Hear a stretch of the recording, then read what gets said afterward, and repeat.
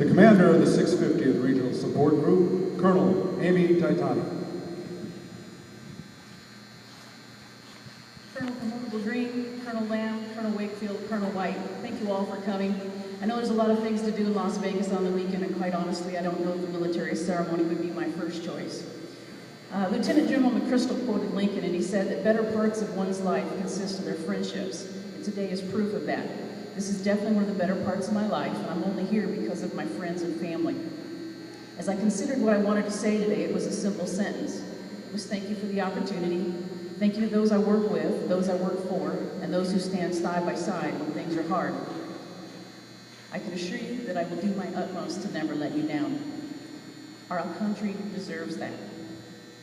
As anyone can tell you, we get to where we want to go in life with some initiative and teamwork and the help of those friendships and families who have a desire to do what is right. And while we can all point to some failures or key mistakes in our lives, as I look at this group assembled, what really represents the good parts of America, you are what makes it an honor to serve. The sum of our parts is greater than our whole. And as I look at everyone here, if war broke out right now, we truly would have some serious skills in their synergy in our audience.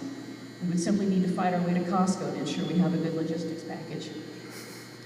But seriously, it's been my distinct honor to be a part of this wholesome goodness that everyone is here of today.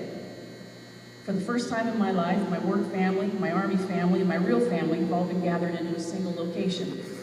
The first time in a 25-year career. It's ironic that as I checked my uniform today in the mirror that I noticed that my thoughts came with sound effects. The Twilight Zone theme played as I wondered if the Army realized what they had done. Mission Impossible played as I wondered if I could learn what I needed to do before the Army found out I didn't know. Mortar sounds founded as I thought about our road ahead and what we needed to do to achieve our required results. Just as we do our jobs in an ever-changing environment, following 12 years of war, many things came across my mind. But victory music of Star Wars played as I thought of you all here today, because units are about people, and it's what a unit can do for its people while executing its missions defined and undefined to support both its higher command and its lower command. I read a book recently that spoke about rebuilding the attitudes of the Army after Vietnam. And it all focused on people. Those lessons weren't lost on me.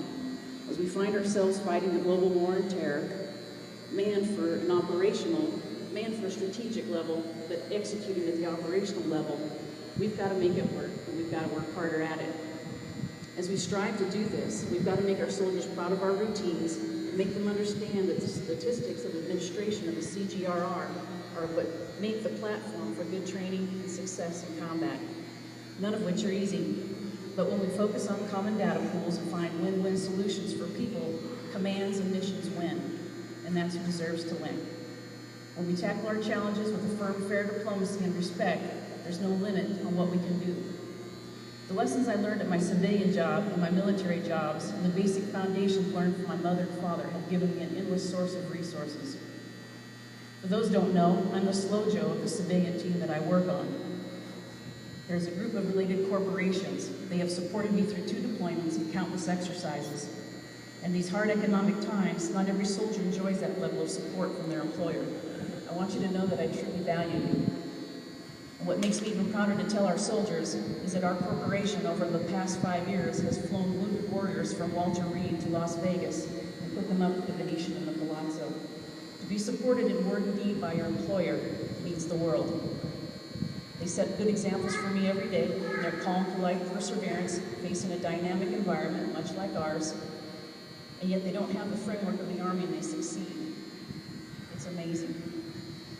I'd like to thank my husband, Ty. Not every man was single parent for 3 years and do an excellent job. And when I thought I was going to retire, I don't think they would have enthusiastically supported my promotion and taking on a larger Army family. I still remember a phone call home during an overseas tour when you said, "Rear Dad sucks." It's true, and I'm sorry, but you've done it exceptionally well. To my children who have borne the burden of my deployments and grown up faster than children ought to, I'm very proud of you, and you're going to be leap far ahead of everyone.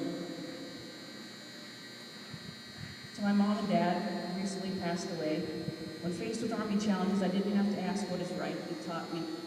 I knew it. It was second nature. And while I have frequently fallen short, I'll never quit trying, Mom. To my brothers and sisters, how blessed we are to be normal. Because of you, I've done many things with courage, because I knew I could count on you if things were to go wrong. To my co-workers, I admire you. Please allow me to continue serving as the office MWR officer.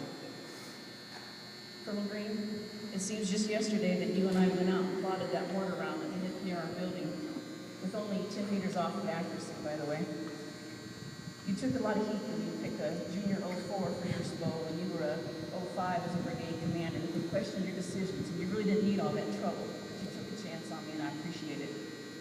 For the record, I still get a little pucker factor when I see the Texas area code pop up on my phone. But I call you to any help, sir. I'm not asking you to volunteer, but I'd do it. To G.I. Jane, Tsunami Maria, Malibu Gina, Nana Shad, CSM Cunningham, CSM Anderson. I love you all. Thank you for keeping my brain from exploding. For putting up with my Scarlett O'Hara moments and helping me put some final clarity and suitable action plans in place when my righteous indignation caught fire, when I became flabbergasted with the ignorance or inefficiency of an operation. Without you, I surely would be serving in Leavenworth.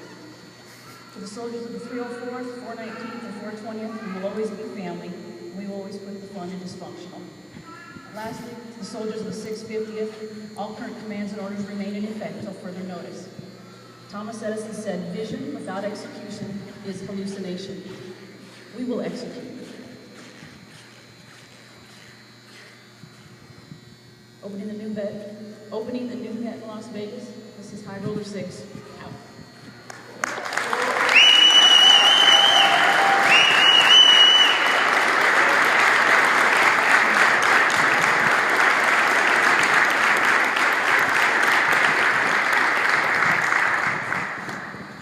Thank you, Colonel Taitano. At this time,